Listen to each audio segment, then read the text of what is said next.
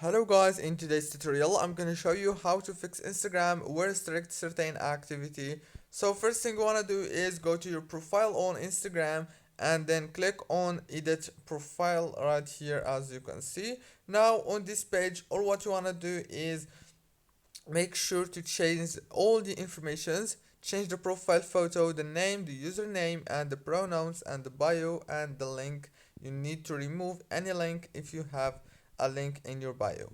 And after that go back and then you have to remove all the posts that you have posted on your Instagram. And if you don't want to do this is just an optional step, because sometimes the problem is from a special post that you have posted. So if you are sure that there is a post that it may be the reason why you have this problem, so just remove it please. And now go to the top corner here, click on those three lines,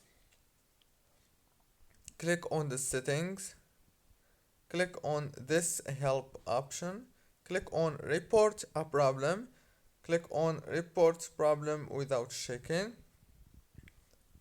Now on this page all what you want to do here is send a message of the problem and then send an image or a screenshot of the problem that you have on your Instagram.